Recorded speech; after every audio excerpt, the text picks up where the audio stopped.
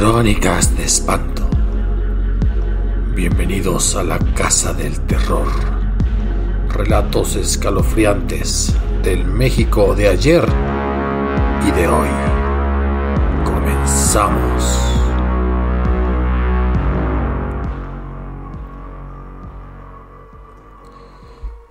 En estos años, meses, días, en que una de las políticas públicas parece ser el revivir lo que era el transporte de ferrocarril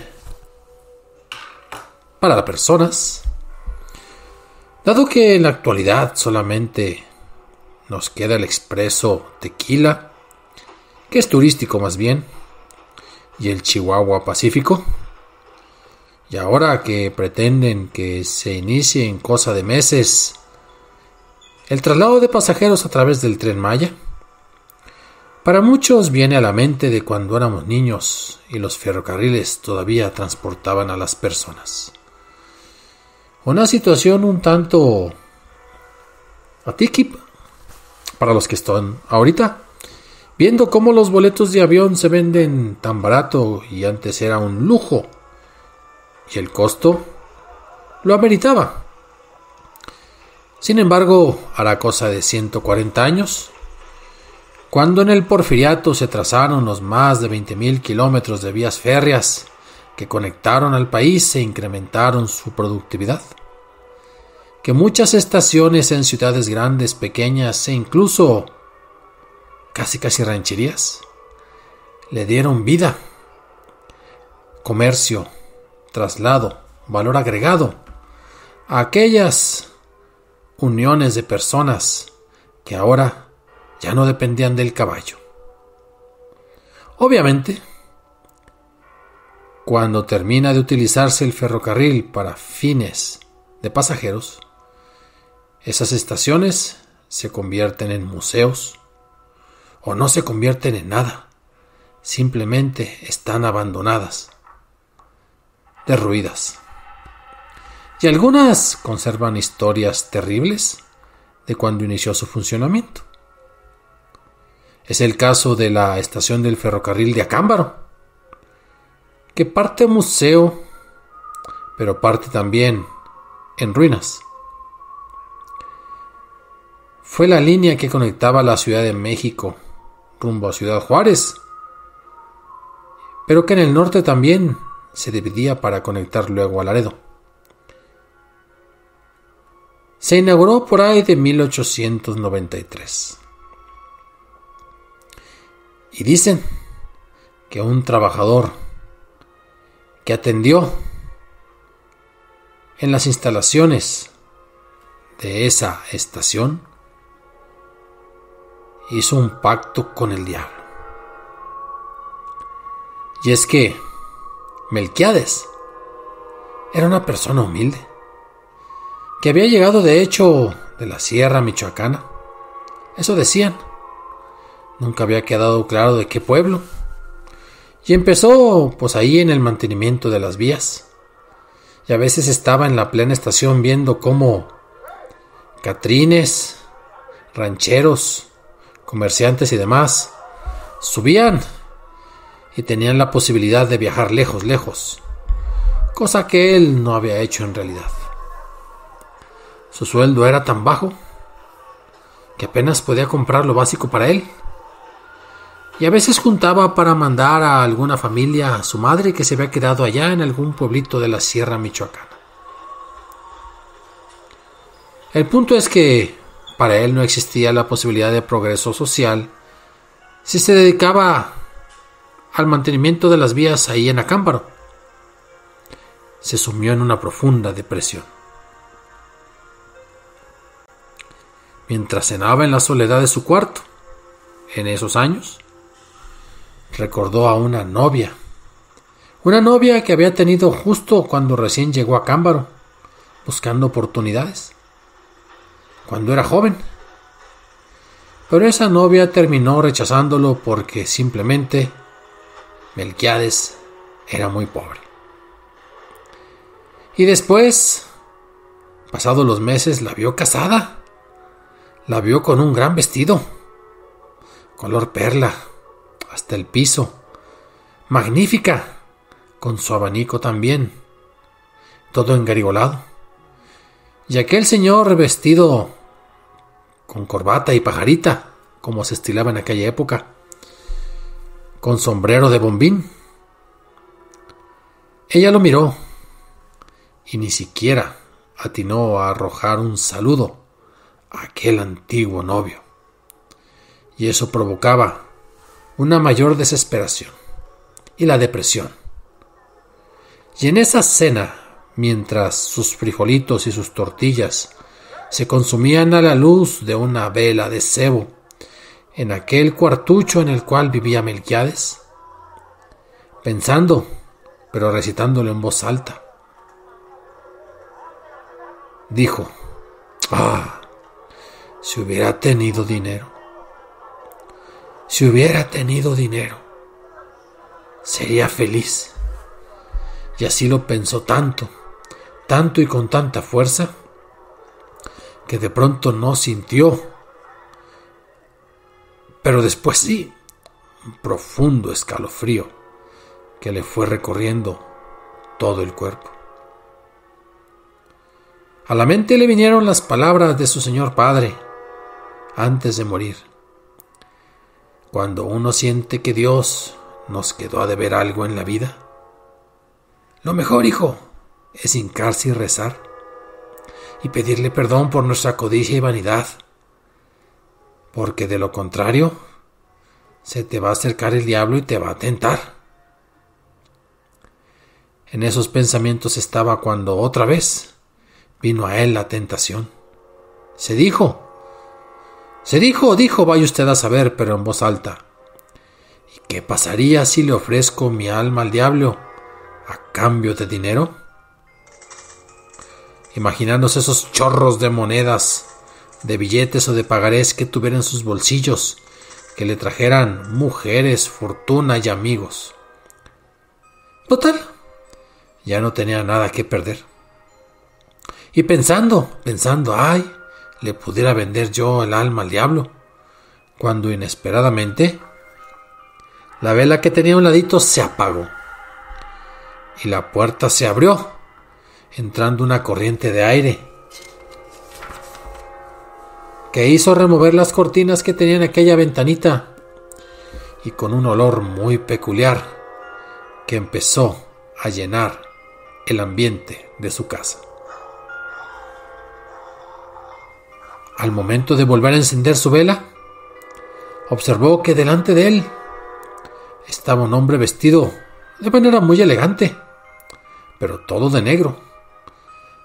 Extrañamente, no solo su saco, su corbata, sino también la camisa, el chaquetín. Melquiades se quedó sorprendido al verlo y de inmediato imaginó de quién se trataba. Escuchaba una especie de sonidos terribles, como si los demonios acompañaran a aquel sujeto elegante, malignamente atractivo. Pero le dijo: estoy aquí para escuchar tus peticiones. Para Melquiades ya era demasiado tarde. No podía arrepentirse. Y aquel trabajador ferroviario le pidió lo que había anhelado todos esos años. Mucho dinero, señor, mucho dinero. Quiero mucho dinero, pero mucho dinero. Te lo puedo conceder. Te lo voy a dar. A cambio, solo pido tu alma. Melquiades de inmediato aceptó. Sellaron el trato dándose la mano. Y de repente, simplemente desapareció aquel señor. Se durmió, despertó, sintió como si algo le hubieran arrebatado, como si tuviera menos peso en su cuerpo, pero se levantó. Y al levantarse, encontró un mapa. En un papel semiquemado donde estaban las instrucciones para escarbar, abajo de un árbol donde encontraría centenares de monedas de oro. Y dicho y hecho, abrió la puerta, buscó una pala, buscó un pico, ya no fue a trabajar. Fue, caminó, encontró el lugar, desenterró el tesoro del lugar que aquel Catrín, aquel caballero, le había indicado. Y sí, requete feliz porque encontró 3 ollas grandes con monedas de oro. Lo curioso es que él no pensó en otra cosa. No sabía vivir como rico. A pesar de esa nueva riqueza, regresó a trabajar. Pidió disculpas. ¿Qué pasó, Melquiades? ¿Por qué te ausentaste? Perdone, patrón, que yo estaba muy enfermo. Pero ya estoy aquí. Siguió trabajando, pero ya no era el mismo. Había una especie de seguridad, de autoestima elevada. Eso sí, se compró una ropa, la mejor de su condición, claro, para el trabajo. Pero nunca lo vieron así, derrochando ni cambiando de trabajo. Solo que los fines de semana se iba a los ranchos cercanos a Cámbaro. Eso sí, con montones de moneda. Y no había mujer que le rechazara aquel dinero. Todas contentas. Pero bueno, así es como se gastó aquella situación mientras seguía siendo el trabajador ferroviario. Pasaban los años y Melquiades era famoso por ser conquistador. No se casaba con nadie, pero disfrutaba de la vida con una y con otra, sean de Cámbaro, sea de algún pueblo, de alguna ranchería. Cuenta la gente que el hombre nunca envejeció. Ya a mediados de nuestro siglo, le preguntaban su edad y él decía que tenía más de 100 años. Y sí, luego murió, pareciendo de mucho menos, lúcido, hablando, pero súbito, y parece que sin arrepentimiento. Como no tuvo hijos, no se casó, nunca contactó después a su familia de allá de Michoacán, pues entre los conocidos y los que se preciaban de ser sus amigos, organizaron los funerales. Él les había advertido y había dejado un puñado de monedas de oro para que se gastara en eso. Y así se hizo la muerte. Su capilla pues fue su casa, ahí se veló, luego se enterró. Y la casa quedó intestada. Para eso no había dejado instrucciones. Pero pasaron los días. Y alguno de los amigos que quiso ir a visitar la casa simplemente para recordar, o vaya usted a saber, llegó. Y lo que encontró ahí, en las paredes, era una especie de imagen del diablo. Ahí pintada, impresa, como usted quiera. Una cabeza de toro, con torso y brazos humanos, y una pierna de cabra y otra de gallo, que se fue caminando todo asustado y le habló a sus amigos: miren, en la casa de Melquiades. Y ahí van todos y se acercan, pero ya no encuentran la figura. Se convirtió en la curiosidad de Acámbaro el ir a la casa del difunto Melquiades, porque hay quien decía que se asomaba por la ventana cuyos cristales ya estaban rotos. Se sentía algo extraño. Algunos veían la imagen del diablo, pero otros, cuando regresaban a la luz de la mañana, ya no encontraban nada. Y pasaron los años y en la estación del ferrocarril ya no se escuchaba de Melquiades.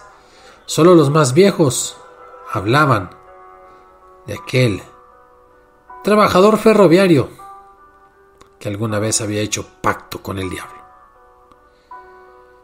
Y es que si alguno recorre ahorita la estación del tren y va por el centro de Acámbaro, donde antiguamente estaba su casa, ya no la va a encontrar.